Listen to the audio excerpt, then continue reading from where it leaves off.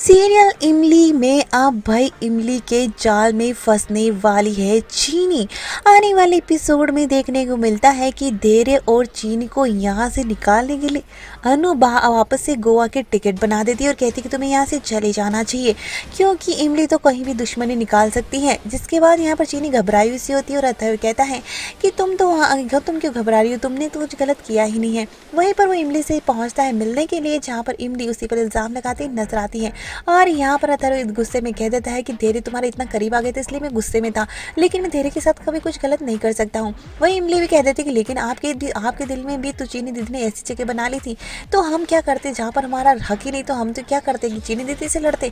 देखने को मिलता है कि अथर्व ये सुनकर पहुँच जाता है चीनी के पास और यहाँ पर ड्रामा करेगा उससे शादी करने का घर वालों के सामने। जैसे इमली और आदित्य ने शादी करी थी आग जलाकर, वैसे ही फेरे लेते नजर आएगा अथर्व चीनी के साथ, लेकिन उस शादी को और कोई नहीं मानेगा। चीनी ओवर कॉन्फिडेंट हो जाती है कि अथर्व तो अब उसका ही है।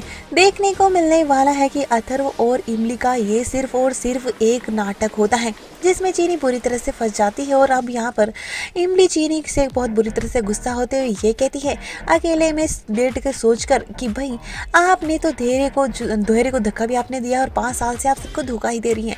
जिसके बाद देखने को मिलता है चीनी कहती है कि भाई अब तुम्हारी बातों पर यकीन भी कौन करेगा। इसके बाद अथर्व की एंट्री होती है और कहता है कि मैं यकीन करूंगा, और वो दोनों ही इमली और अथर्व एक दूसरे का हाथ थाम लेते हैं चीनी के सामने। जिसके बाद यहाँ पर चीनी भड़की हुई सी सबके यहाँ पर इन दोनों के सामने सच गल देती कि हाँ मैंने किया 6 साल से ये सब कुछ।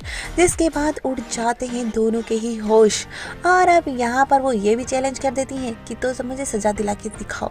अब देखना दिलचस्प होगा कैसे अथर्व और इमली उसको सजा दिलवाते हैं।